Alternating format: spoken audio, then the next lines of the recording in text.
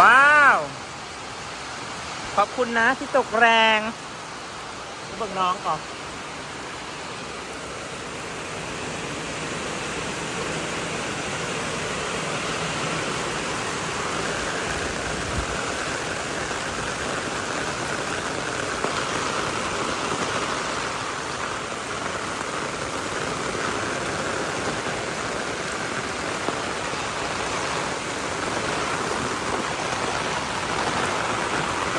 เบิ่งในกล่องคือบ่แห้งปานใดบ่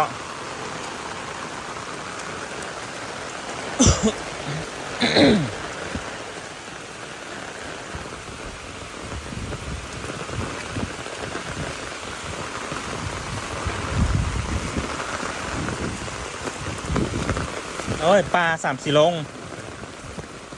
ปลา3-4 ลงดีสะพอน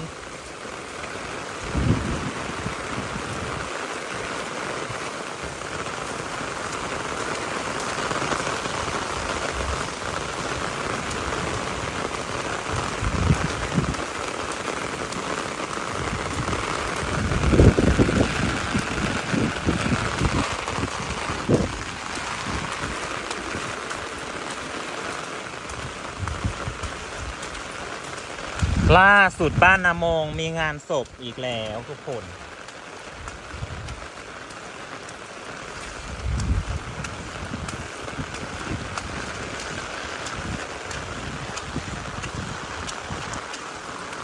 น้ำนี่มันไหลไปใส่สัตว์ไหลออกไห้หน้าบ่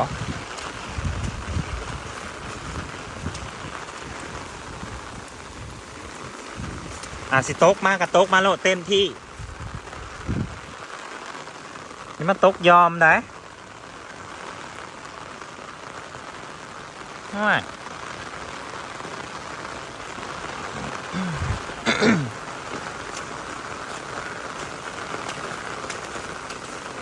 ไหน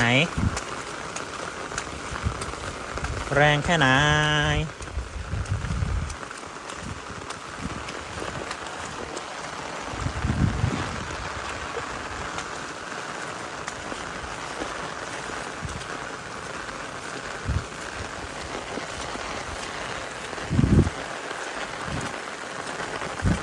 อย่าให้มันเต็มน้องนี่นะมือนี้นะ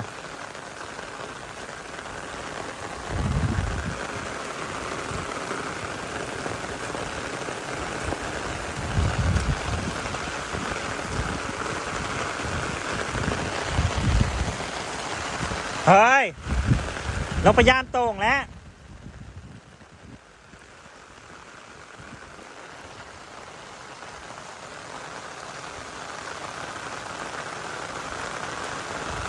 ลงมาลงมาลงมาลงมาทั้งวันเลย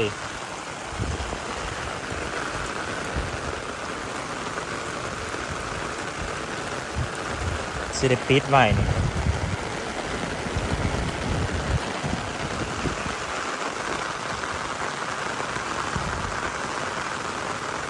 กดไลค์กดแชร์พี่น้อง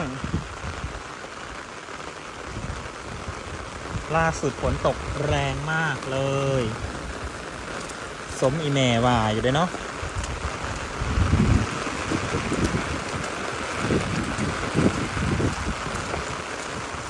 เอามานอนนะนี่ตีเอาไก่น้อยแล้วมานอนอยู่นะ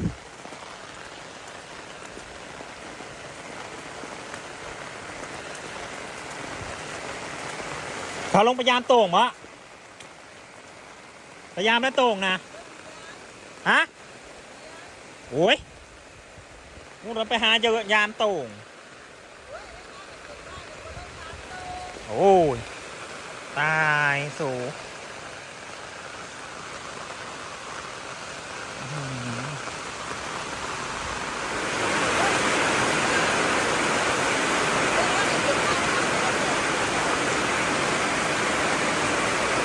ฮากามาฮอดฮากาจอดโหลด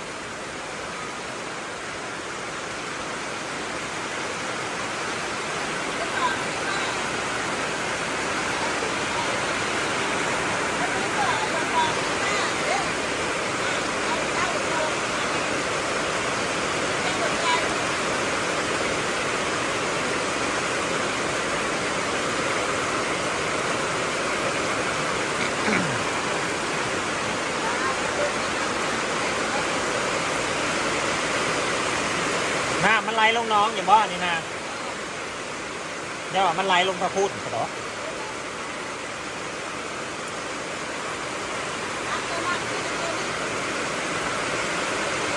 อาร์ตละข้างนั่นนะฮะ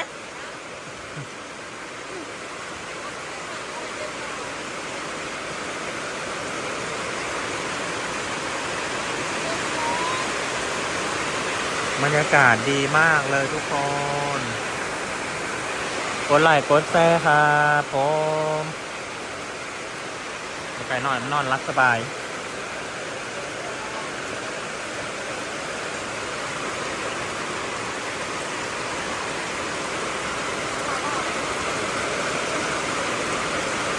ไปเบิ่งน้ำก่อน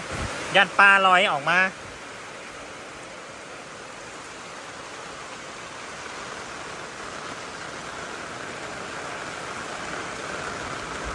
เต็มที่จัดมาเลยจะได้อันปิดไว้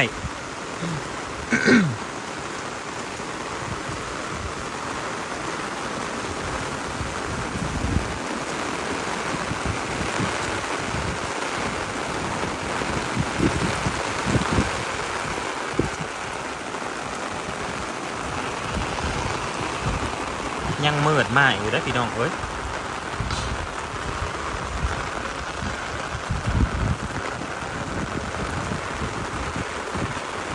บ่ได้คุดคลองตั้งแต่อีพอเสียแล้วบ่ได้คุดเลยก็เป็นคลองเก่าอันนี้นะบ่ได้แปลง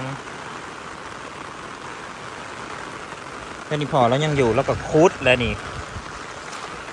คุดคลองผ่านปัญญางน้ำก็ไหลลงมาแต่พุ่นแหละแต่เฮือนน้ำเนี่ยไหลมาฝั่งนี้ฝั่งท่างน้ำก็ไหลลงไหนา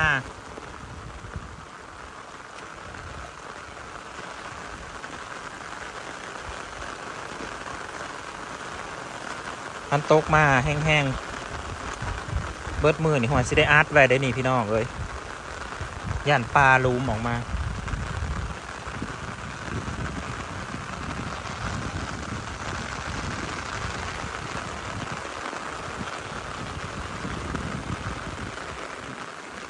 เนี่ยเขาจะเงียบแล้วประมาณนี้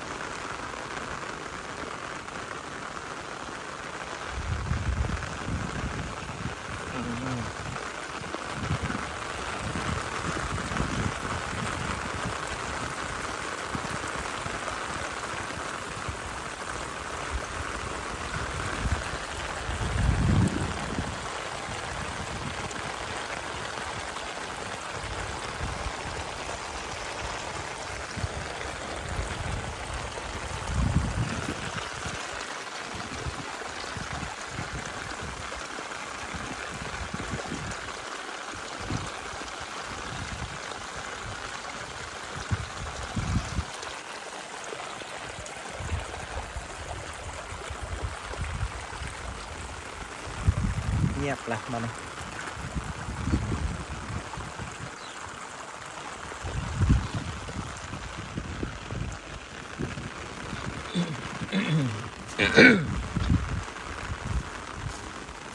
ตกมา2 มื้อ5กะแห้งนี่แล้ว5กะแห้งมื้อนี้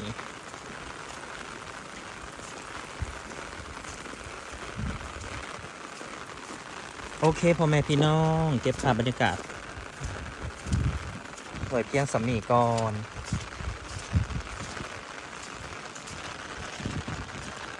ดูปู